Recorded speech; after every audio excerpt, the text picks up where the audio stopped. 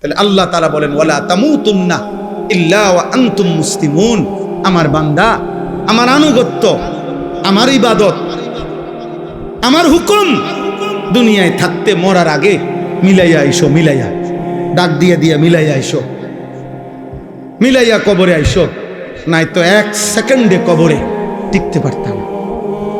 এই জন্য যে আমি সব সময় বলি, চাচা মিয়া গপ মারে সাদোয়ানে বইয়া আল্লাহর রহমতে 3 ফুট বিদেশ পাঠাইয়া জিগুন বিয়া দিয়া লাইছি গদ্দুয়ার কইরা মাশাআল্লাহ। এখন আল্লাহর রহমতে আপনার দোয়ায় আর কোনো টেনশন নাই, ওনার মরলেও কোনো দুঃখ নাই। না, আপনি মরেন আল্লাহর রহমতে, আপনি খুব দ্রুত সময় মরিয়া যান চাচা। আপনি মরিয়া না দেখবেন দুঃখ কাকে বলে। হ্যাঁ, কবর বুঝি বিদেশের হিসাবে, কথা বলে না, কবর বুঝি বিল্ডিং এর হিসাবে। তো এটি কি কইলেন আপনি? এগুলো কি শুনাইলেন মানুষের? আখিরাতের কথা কি কি দিয়ে বুঝাইলেন? বিল্ডিং দিয়া। নাউজুবিল্লাহ। আল্লাহ আমাদেরকে হেফাজত করেন। অতিলকাল আইয়ামু মুদাভিলুহা বাইনান নাস। কোরআন শরীফে আছে, আল্লাহ বলছেন আমি মানুষের অবস্থা দিন বদলাই, আমি আল্লাহ সময় বদলাই, সময় বদলাই। কোরআন শরীফে আছে সূরা হুদের মধ্যে আল্লাহ বলেন আমি কখনো বান্দাকে কষ্ট আর মুসিবতের পরে সুখ এনে দেই। আবার আল্লাহই বলছে আমি কখনো বান্দাকে সুখ আর আনন্দ আর ফুর্তির পরে দুঃখ এনে দেই, দুঃখ এনে দেই। হ্যাঁ হ্যাঁ, আমি আল্লাহ এনে দেই, অবস্থার পরিবর্তন করি। সুখের দুনিয়া কখনো দুঃখে ভরে যায়, দুঃখের দুনিয়া কখনো সুখে ভরে যায়। আনন্দ মুখর মানুষ হয়তো কখনো অজরে চোখের পানি ফেলে, আবার কাঁদতেছিল বান্দা হয়তো আবার কখনো আনন্দে হাসে। আল্লাহ বলেন আমি সময় বদলাই, আমি ঋতু বদলাই, আমি সময় বদলাই। একবার রাত আনি আবার দিন আনি, একবার আলো আনি আবার অন্ধকার আনি, একবার রোদ আনি আবার বৃষ্টি আনি, একবার সকাল বানাই আবার বিকেল বানাই, একবার দুপুর বানাই আবার রাত্রি বানাই। ঠিক তেমনি ভাবে প্রতি মুহূর্তে যেহেতু আমি আমার এই পৃথিবীতে অবস্থার পরিবর্তন করছি, তাহলে ইমানদার মনে রেখো, ঘাবড়ায়ও না। ইমানের বিজয়, কালেমার বিজয়, ইসলামের বিজয়, আল্লাহর দ্বীনের সম্মান, ওলামা, দ্বীনওয়ালা, কোরআনওয়ালা, সেজদাওয়ালাদের সম্মানের দিনও খুব কাছায় গেছে ইনশাআল্লাহ। তোমরা গুনাহ ছাড়ো, অসভ্যতার সীমা ছাড়ায় যাচ্ছ তোমরা। 24 ঘন্টায় যাদের 1 ওয়াক্ত নামাজ পড়তে মন চায় না, নাফরমান সন্তান, মনে রাখিস সীমা ছাড়ায় যাচ্ছ। 24 ঘন্টা যারা নারী ছাড়া, ছবি ছাড়া, মোবাইলের উলঙ্গ দৃশ্য ছাড়া যাদের রাত কাটে না, দিন কাটে না, নাফরমান, মনে রাখিস সীমা ছাড়ায় গেছে। এটা বাড়াবাড়ি, বাড়াবাড়ি, এটা বাড়াবাড়ি। দিবানিশি যারা মদের আড্ডায়, নেশার আড্ডায়, মনে রাখিস নাফরমান, সীমা ছাড়ায় গেছে। ঠিক হবে না এটা। যে মালিক রোদ আনে সে মালিক বৃষ্টিও আনে, যে মালিক হাসায় সে মালিক কাঁদায়,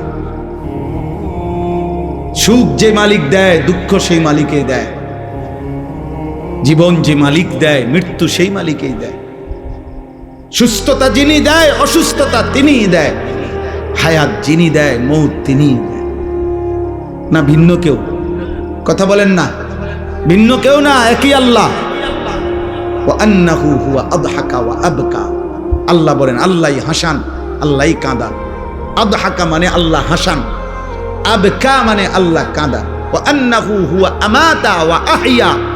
আল্লাহ বলেন আল্লাহ মৃত্যু দেন, আল্লাহ জীবন দেন, আল্লাহ জীবন দেন, আল্লাহ রাত আনেন, আল্লাহ দিন আনেন, আল্লাহ আনেন। প্রতি সেকেন্ড আল্লাহ বদলান, প্রতি মুহূর্ত সময়ের প্রত্যেকটা সেকেন্ড বদলায় কে? কথা বলেন না, কে বদলায়? রাত, এই যে এখন রাত, কে আনলেন? আগামীকালকের ভোর আনবে একমাত্র কে? তিনি যদি রাত ধরে রাখে কারো ক্ষমতা নাই আলো আনবে, তিনি যদি আলো ধরে রাখে কারো ক্ষমতা নাই অন্ধকার আনবে।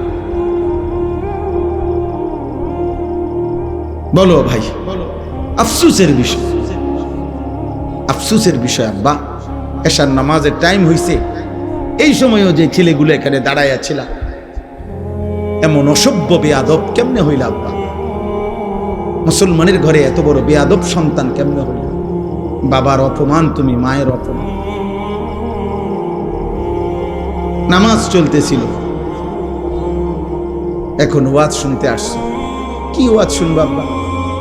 ওয়াজ মানে তো ফুটবল খেলা না, ওয়াজ মানে তো নাটক আর সিনেমা না, ওয়াজ মানে তো আখিরাতের কথা, ওয়াজ মানে তো নামাজের কথা, ওয়াজ মানে তো কবরের কথা, ওয়াজ মানে তো নসিহত, ওয়াজ মানে তো গুনাহ ছাড়ার কথা, ওয়াজ মানে তো তাকওয়ার কথা, আল্লাহকে ভয় করার কথা।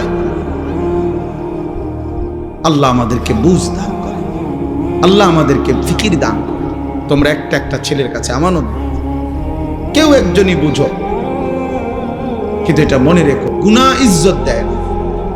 নারী, ছবি, মদ, জুয়া, জিনা, ব্যভিচার ঈমান থেকে বিচ্ছিন্ন করে দেয়। আমি হাদিস বলি, আল্লাহর নবী সাল্লাল্লাহু আলাইহি ওয়াসাল্লাম বলেন, যে ব্যক্তি জিনা করে, নারীর সাথে কোনো হারাম কাজ করে, খোদার কসম এই এক পাপ। আর হলো ওয়াশারিবাল খামরা, যে নেশা করে, মদ খায়, গাঁজা খায়, বাবা খায়, ফুট্টা খায়, পেন্সিডিল খায়, ইয়াবা খায়, এমন নিকৃষ্ট নাফরমান, খোদার কসম আল্লাহর নবী বলছে, ব্যভিচারী আর নেশাখোর, এই দুই নাফরমানের কলজাত থেকে ওই পাপ অবস্থায় আল্লাহ তাআলা ঈমান খুলে রাখা দেন। এই কোরআন ধরে বললাম, এই কোরআন হাতে ধরে বললাম, আল্লাহ তার কলিজা হৃদয় থেকে ঈমান বের করে ফেলে। আল্লাহ বলে, নেশাখোর ঈমানটা দিয়ে যা, যা, আমার ঈমান আমি রেখে দিলাম, এবারে বেঈমান যা, তুই যা। আল্লাহ বলে, চরিত্রহীন লম্পট, নারীর সাথে গুনাহ করবি, ঠিক আছে যা, আমার ঈমান আমারে দিয়া যা, আমি ঈমান রেখে দিলাম, কালিমা রেখে দিলাম, এবার যা। কি সাংঘাতিক কথা! ঈমানবিহীন যদি মৃত্যু হয়, এই ঈমান যদি আর ফিরে না আসে, এই কালেমা যদি আর ফিরে না যায়, তো দুনিয়ার মানুষে না জানে আমনে মুসলমান, আমনে মানুষে না জানে, আইডি কার্ডে না, তো কবরে কি মানুষ আইডি কার্ড দেয়নি?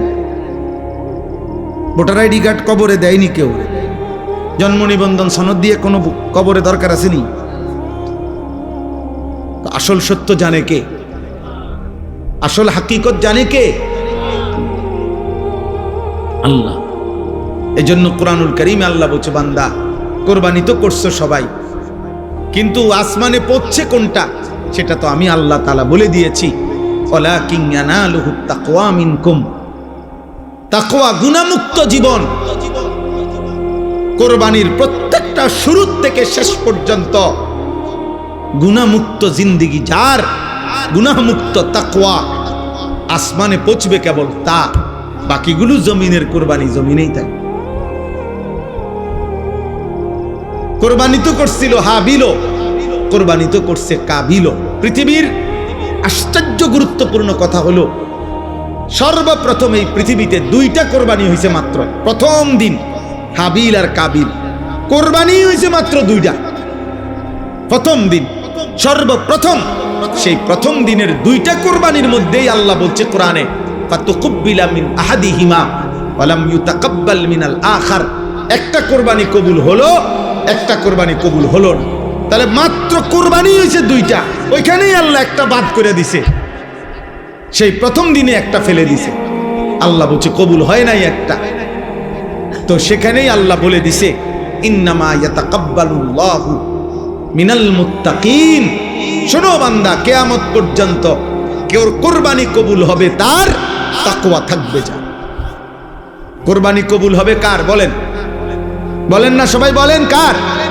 তাকওয়া থাকবে। তাকওয়া মানে গুনাহমুক্ত জীবন। তাকওয়া মানে কি বলেন? গুনাহমুক্ত জীবন।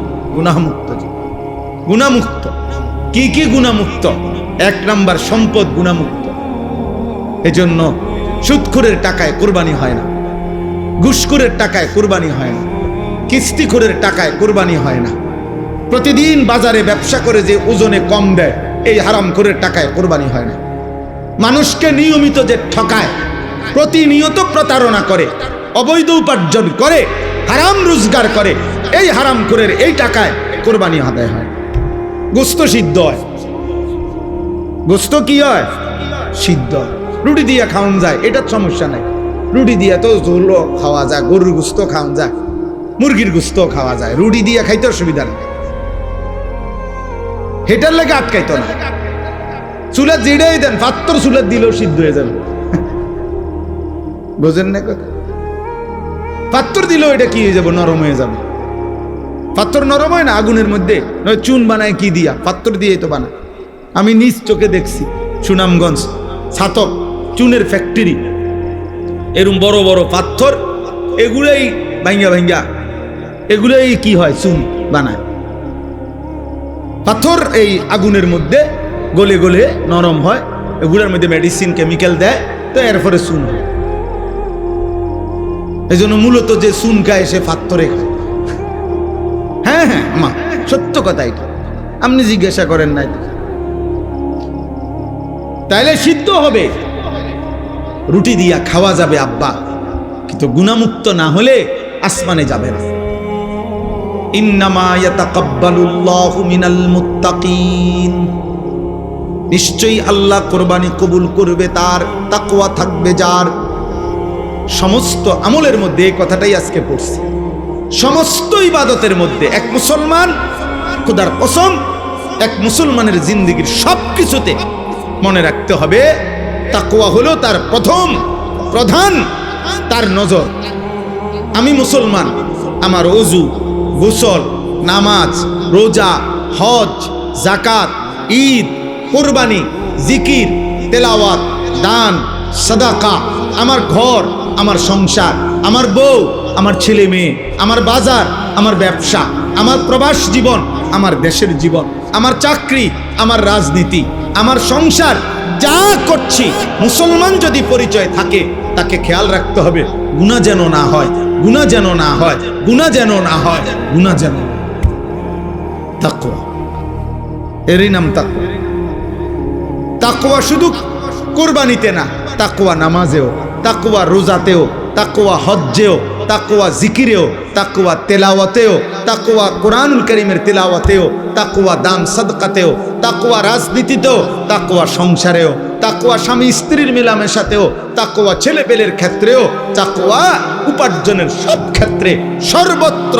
যুবক বলো, কিশোর বলো, নারী বলো, পুরুষ বলো, আমি হুজুর, আপনারা পাবলিক বলেন আর হুজুর বলেন, ওলি বলেন আর মুরিদ বলেন, যাই বলেন, মুসলমান মাত্রই জরুরি তাকওয়া, তাকওয়া, তাকওয়া, গুনাহমুক্ত থাকা। আমিও আপনিও, আমিও কি হুজুরও পাবলিকও, বক্তাও শ্রোতাও, ছোট বড় সবাই গুনাহমুক্ত থাকা। প্রিয় ভাই আমার, মুসলমানের সন্তান, তোমাদেরকে অনুরোধ করছি, গুনায় ভরা এই জিন্দেগি কোনো জীবন না, এটা কোনো জীবন না রে আব্বা। নারী, ছবি, মদ, জুয়া, চুরি, ডাকাতি, জিনা, ব্যভিচার, গান, বাদ্য, অশ্লীলতা, সুদ, ঘুষ, কিস্তি, হারাম রোজগার, এটা কোনো মুসলমানের জীবন না। এই জীবন হাইওয়ানের জীবন, এই জীবন পশুর জীবন, এই জীবন চতুষ্পদ জন্তুর জীবন। হ্যাঁ হ্যাঁ, রাগ করলো এটাই কথা, অভিমান করলো এটাই কথা, এটাই সত্য। আল্লাহ কোরআনুল কারীমের মধ্যে বলছে, যে মানুষের অন্তর আমি আল্লাহকে নিয়ে ভাবে না, যে মানুষের কান আমি আল্লাহর কথা শুনে না, যে মানুষের চোখ আমার আয়াত দেখে না, খোদার কসম আল্লাহ বলছে উলাইকা কাল আনআম, এই মানুষগুলো জানোয়ারের মতো। কিসের মতো বলেন না? আল্লাহ কোরআনে বলছে। আপনি কার সাথে রাগ করবেন? আজকে আমি হাদিস পড়ছি বিকালবেলা বাসায়, আশ্চর্য কথা শুনেন। একটা ছোট্ট বিষয়, আপনি এটারে আপনার কাছে মনে হবে একটা ছোট্ট বিষয়। নামাজি ব্যক্তির সামনে যে সূত্রা দেয়, এটা বুঝেননি আপনারা? মানে নামাজি ব্যক্তির সামনে দিয়ে যাতে কেউ না যায়, কথা বুঝছেন কিনা? এই সামনে একটা ছোট কাঠি কিছু একটা দেয় না মানুষ, এই সূত্রা, এই যে এটাকে কয় সূত্রা কয় আরবিতে, মানে নামাজি ব্যক্তির সামনে কমপক্ষে সেজদার জায়গাটুকু পার করে একটা কিছু থাকা, যাতে করে এই নামাজির এই সামনে কোনো মুসলমান যাতে কি না যায়। তো নবীজি বলছেন, যদি কোনো ব্যক্তি জানতো যে নামাজি ব্যক্তির সামনে দিয়ে অতিক্রম করা কি পরিমাণ গুনাহ, যদি এটা বুঝতো তাইলে প্রয়োজনে 40 বছর টানা দাঁড়াইয়া থাকে। এক হাদিস। আরেক হাদিসে আবু হুরায়রার হাদিস হলো যে নবীজি বলছেন, তাহলে সে প্রয়োজনে 100 বছর হইল দাঁড়াইয়া থাকতো, তবুও অতিক্রম করতো না। এটা হলো একটা কথা। হাদিসের দ্বিতীয় অংশ আরো মারাত্মক। এই সামান্য এই বিষয়টা যে নামাজি ব্যক্তির সামনে দিয়ে যেন অতিক্রম না করে, নবীজি বলেন, তোমাদের নামাজের সামনে যদি কেউ অতিক্রম করতে চায়, তোমরা তাকে হাত দিয়ে প্রয়োজনে বাধা দাও। যদি বাধা না মানে, তাহলে তুমি তোমার শক্তি প্রয়োগ করো, মানে হাত জোর করে ধরে রাখো, যেন কোনোভাবে তোমার হাত ধাক্কাইয়া সে যাইতে না পারে। নবীজি বলেন এরপরে শব্দ, ফাইন্নামা হুয়া শাইতানুন শাইতানুন। খোদার কসম নবী বলে, এই সামনে দিয়ে যে লোকটা চলে যাইতেছে নিশ্চয়ই সে শয়তান। কারে বলছে? এ মানুষ এটারে বলছে এটা শয়তান। কত ছোট্ট বিষয়, বিষয়টা সামান্য কি না, কিন্তু নবীজি বলছে এটা শয়তান। নামাজি ব্যক্তির সামনে দিয়ে গেল কেন? তাইলে যে রাসূল সাল্লাল্লাহু আলাইহি সাল্লাম নামাজি ব্যক্তির সামনে অতিক্রমকারী ব্যক্তিটাকে আর কোনো পাপ নাই, শুধু বেড়ান দিয়ে গেছে। আর এই কথা বোঝেন নাই? কি চুরি করছে এনে? এরে নবীজি বলছে এটা শয়তান। এখন বাকি নাফরমান যারা নাফরমানি করছে, তাদের পরিচয় কি?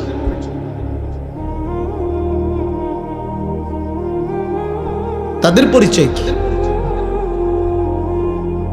নাউজুবিল্লাহ।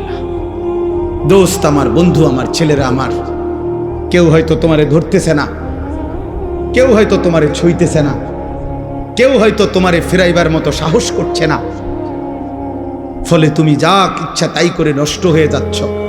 কিন্তু শেষ পর্যন্ত তো কেউ রে ছাড়াই তুমি কবরে যাইবা। একাকী সেদিন তুমি কেমনে শুইবা? কেমনে শুইবা? এই জন্য আজকে এটাই আমার বক্তব্য। আমি কোরআনুল কারীমের যে আয়াতটা পড়ছি, সূরা আলে ইমরানের 4 নম্বর পারা 3 নম্বর সূরা 102 নম্বর আয়াত, আল্লাহ তাআলা বলছেন, হে ঈমানদারগণ, ইত্তাকুল্লাহা হাক্কা তুকাতিহ, তোমার সবটুকু সাধ্য দিয়ে, তোমার সবটুকু সামর্থ্য দিয়ে ঈমানদার মুমিন আল্লাহকে ভয় করো, তাকওয়া অবলম্বন করো, গুনাহ থেকে বাঁচো, গুনাহ থেকে বাঁচো, গুনাহ থেকে বাঁচো, গুনাহ থেকে বাঁচো। সবটুকু সামর্থ্য দিয়ে তুমি যুদ্ধ করো, তুমি প্রাণপণ লড়াই করো, তুমি সর্বোচ্চ হিম্মত করো যে আল্লাহ, আমি বেঁচে থাকতে জেনে বুঝে আমি আপনার নাফরমানি করব। আল্লাহ বলছে, বান্দা এটা তোমার কাছে আমার চাওয়া, কারণ তুমি মুমিন। ইয়া আইয়ুহাল্লাযীনা আমানু, তুমি মুসলমান। তুমি হিন্দু হইলে আমি বলতাম না, তুমি ইহুদির বাচ্চা হইলে তোমার আমি বলতাম না, তুমি খ্রিস্টান হইলে আমি বলতাম না, তুমি বৌদ্ধ হইলে আমি বলতাম না, তুমি যদি বলতা তুমি মুরতাদ, নাস্তিক, বেঈমান, আল্লাহ বলে তাইলে আমি তোমারে বলতাম না, কিন্তু তুমি বলছো তুমি মুসলমান, এই জন্য তোমাকে বলছি। এখন আমরা যারা এখানে দাঁড়াইয়া বসে আছি, আমরা নিজেকে মুসলমান বলি তো? কথা বলে না? ছেলেরা বলো না তোমরা মুসলমান? সবাই বলো তো। তোমাদেরকে আল্লাহ বলছে, ইত্তাকুল্লাহা হাক্কা তুকাতিহ, আল্লাহকে ভয় করো। আল্লাহ গুনাহ ছেড়ে দাও। আল্লাহকে ভয় করার প্রথম তর্জমা গুনাহ বর্জন করো। এই জন্যই তো বলছে আল্লাহ, যদি গুনাহই ছাড়তে না পারো বান্দা, তা আমার ঈমান আমারে দিয়া দাও, লাগবে না, যাও। তোমার মতো 2-4 জন নষ্ট মানুষ ঈমানদার না হইলেও আমার আখিরাতে অসুবিধা হবে না, আমার জান্নাতেও লোকের ঘাটতি হবে। এই জন্য নবীজি বলছে যে মদখোরের কলিজার থেকে, নেশাখোরের কলিজার থেকে আল্লাহ ঈমান রাইখা দেয়, যে দিয়া যা। জিনা ব্যভিচার করে যে নারীর সাথে, হারাম প্রেম, হারাম সম্পর্ক, অশ্লীলতা যে করে, আল্লাহ তার হৃদয় থেকে ঈমান রেখে দেয়, যা আমার ঈমান আমার দিয়া যা, যা যা বেঈমান, এবার যা বাইর। আল্লাহ নবী, আল্লাহ কোরআনে বলছেন, হে সুদখোর, আমি আল্লাহর সাথে সুদ খাচ্ছ, ঠিক আছে খাও, শুধু মনে রেখো আমি আল্লাহর সাথে যুদ্ধের ঘোষণা শুনে নাও, তোর লগে আমি যুদ্ধ করব, দেখি তুই আমার সাথে যুদ্ধ কইরা তোর অভাব কেমনে মিটাস, আমি আল্লাহ আমি থাকতে তোর আমি দেখব। খোদার কসম, এটা কোরআনের আয়াত। আল্লাহ সুদখোরকে ডাইরেক্ট বলছে, তোর লগে আমি যুদ্ধ করলাম, যুদ্ধের ঘোষণা দিলাম, আমি তোর অভাব দূর করব না, চাই তোর কোন আব্বা তোর অভাব দূর করে আমি দেখব, তোর কোন বাফে আছে। এই জন্য পৃথিবীর একটা সুদখোর আজ পর্যন্ত সুখের কোনো দাবি করতে পারে নাই। লোনের পর লোন নিতেছে, টাকার পর টাকা নিতেছে, একটা পর্যায়ে দেউলিয়া হইয়া, একটা পর্যায়ে দেউলিয়া। কালকে রাত্রে, গতকালকে রাত্রে, আহা, একজনের কথা আমারে বলতেছে, একজন শুনাইছে, দোয়া চাইছে, যে হুজুর লোন নিতে নিতে, সুদ নিতে নিতে 400 কোটি টাকা নিছে, নিয়ে একসাথে বড় বড় প্রকল্প 6টা কোটি কোটি টাকা খরচ করে এক একটাতে ব্যয় করে সাজাইছে। এখন যারা টাকা নিছে দিছে উনারে, সবাই একসাথে টাকা খুঁজতেছে। এখন সে সুদের টাকা সুদ করবে নাকি বেচা কিনা কইরা টাকা উঠাবে, পুঁজি আনবো না লাভ আনবো, কোনো কিছু নাই। একেবারে কসম শুনাইতেছে যে শেষ পর্যন্ত এখন দেউলিয়া হইয়া বাড়ি ছাড়া। আর এই গত 3-4 মাস আগে স্ত্রী, ওই লোক বলতেছে আমার কাছে চোখের পানি ফেলার মতো, বলতেছে হুজুর উনি ওনার স্ত্রীর পায়ে ধরে রয়েছে, বউয়ের পাও ধরে রয়েছে ওই কোটি কোটি টাকার মালিক, যে তুমি আমারে ছেড়ে যাইও না, আমার এখন আর কিচ্ছু নাই। বেটি বলে, না তোর কাছে যেহেতু কিছুই না, সম্পদ কিচ্ছু নাই, আমি তোর মতো ফকিরের কাছে থাকবো না, কয়ে বউ চলে গেছে। আহা, দুনিয়া তারে আজ কোথায় নিয়ে গেছে, হারাম তাকে আজ কোথায় নিয়ে গেছে। আজ ঘর হারা, স্ত্রী হারা, মানুষের সাথে সম্পর্ক হারা। এজন্য গুনাহ ইজ্জত দেয় না আব্বা, আজ না হোক কাল লজ্জিত করে। এটাই আমার শেষ কথা। আমি অনুরোধ করলাম, গুনাহ ইজ্জত দেয় না, গুনাহ সম্মান দেয় না। তোমরা যারা ইনসাফ যদি থাকে, বিবেক যদি থাকে, আব্বা একটা ছেলেকে বলি, তোমরা যারা নামাজ পড়ো না, আল্লাহর সাক্ষী রেখা যদি এখানে আইসা দাঁড়াইয়া বলো তোমার বিবেক কি বলে, এই সমাজের মানুষ তোমারে কি মনে করে? তোমরা যারা চুল মুশরিক বেঈমানের মতো, একটা ছেলে এখানে আইসা দাঁড়াও, এখানে ক্যামেরা হইতেছে, তোমরা ইয়া কও যে এই সমাজের মানুষ তোমাকে কি মনে করে, তোমার বিবেক কি বলে? তোমরা যারা নারী দেখো, ছবি দেখো, অশ্লীল দৃশ্য দেখো, উলঙ্গ নাচ গান নর্তকীর ছবি দেখো, তোমার মতো হাইওয়ানকে, তোমার মতো মানুষরূপী পশুকে এই সমাজের মানুষ কি ভাবে?